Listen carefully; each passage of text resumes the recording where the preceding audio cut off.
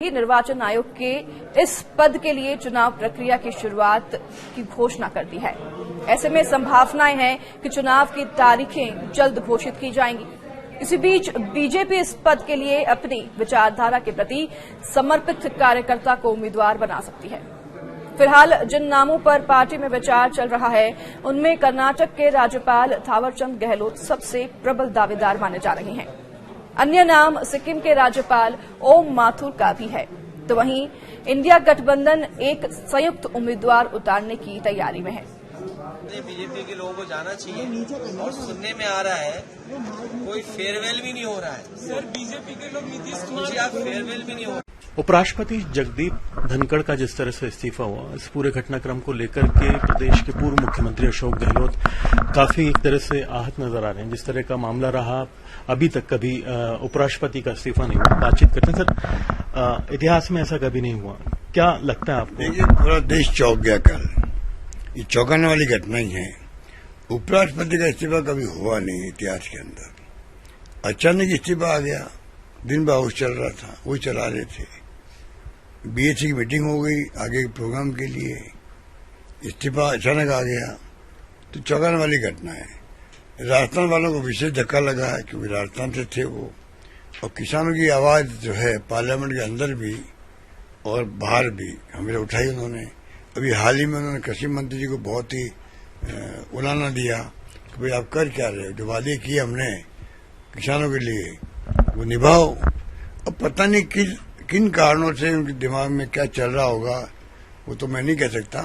तो मेरा अंदाज था कि ये दबाव में लोग दोनों जो है स्पीकर और लोकसभा और ये राज्यसभा चेयरमैन, ये मैंने 10 दिन पहले ही कहा था, मुझे लगता है दोनों दबाव में काम कर रहे हैं।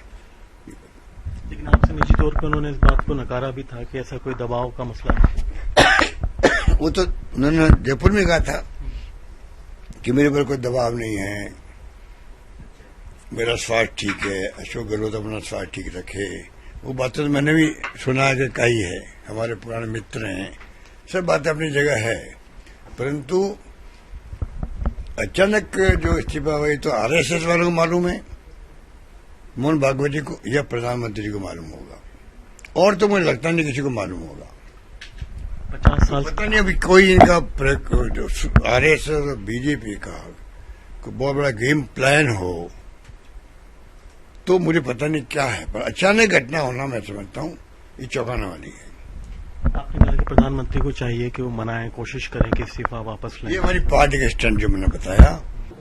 वहीं आपको बता दें कि भले ही एनडीए के पास बहुमत है, फिर भी विपक्ष मानता है कि मुकाबला पूरी तरह एक तरफा नहीं है, उसे चुनाव से पीछे नहीं हटना चाहिए। तो वहीं आयोग ने इस पद के लिए निर्वाचक मंडल, रिटर्निंग ऑफिसर और अन्य जरूरी चीजों को भी अंतिम रूप देना शुरू कर दिया है। आयोग की तैयारियों के बीच बीजेपी की कोशिश होगी कि इस पद का उम्मीदवार किसी अन्य सहयोगी को बनाने की जगह अपने उम्मीदवार का नाम तय कर उसके नाम पर सहयोगी दलों को राजी करें। दरअसल जगदीप धनखड़ ने 21 जुलाई की रात अचानक देश के 14वें उपराष्ट्रपति के पद से इस्तीफा दे दिया था और उपराष्ट्रपति द्रौपदी मुर्मू ने मंगलवार को धनखड़ का इस्तीफा मंजूर भी कर लिया था। 74 साल के धनखड़ का कार्यकाल 10 अगस्त 2027 तक था और अब चुनाव के नतीजे इस पर भी निर्भर करेंगे कि किस पक्ष के पास कितना बहुमत है। बता दें कि लोकसभा में कुल 542 सदस्यों में से एनडीए के पास 293 और इंडिया गठबंधन के पास 234 सदस्य हैं। राज्यसभा में 240 सदस्यों की प्रभावी संख्या में से एनडीए को करीब 130 और इंडिया गठबंधन को 79 सांसदों का समर्थन है। कुल मिलाकर एनडीए के पास 423 और इंडिया गठबंधन के पास 313 सांसदों का समर्थन है। शेष सदस्य किसी भी खेमे से जुड़े नहीं हैं और ऐसे में थावर गहलोत का नाम रेस में आगे चल रहा है। थावरचंद गहलोत अभी कर्नाटक के राज्यपाल हैं।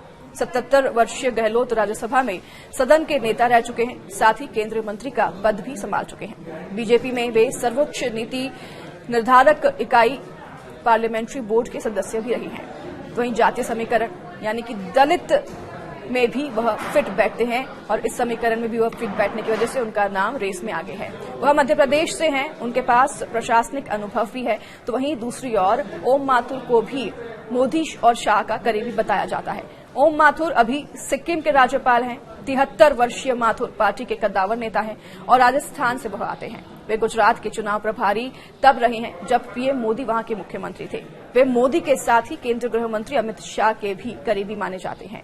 माथुर राष्ट्रीय स्वयंसेवक संघ में भी प्रचारक रह चुके हैं।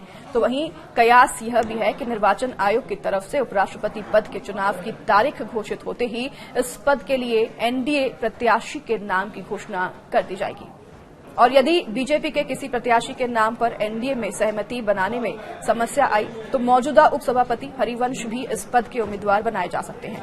बीजेपी के एक वरिष्ठ नेता का ये कहना है कि प्रत्याशी का चयन ठोक बजाकर ही किया जाएगा, क्योंकि विपक्ष से भी कोई मजबूत प्रत्याशी उतारे जाने की पूरी संभावना है। ऐसे में एनडीए इस पद के लिए प्रत्याशियों के कद, अनुभव व जातीय समीकरण को प्राथमिकता देगी। बता दें कि जगदीप धनखड़ ने 21 जुलाई 2025 को इस्तीफा दिया और उनकी उम्र 74 साल है। धनखड़ ने सोमवार देर रात राष्ट्रपति द्रौपदी मुर्मू को लिखे पत्र में स्वास्थ्य कारणों का हवाला देते हुए अपने पद से इस्तीफा दे दिया। यह पत्र उपराष्ट्रपति के आधिकारिक एक्स अकाउंट पर भी साझा किया गया। जगदीप धनखड़ अगस्त 2022 में 14वें उपराष्ट्रपति चुने गए थे और उनका कार्यकाल अभी 2 साल तक और बाकी था।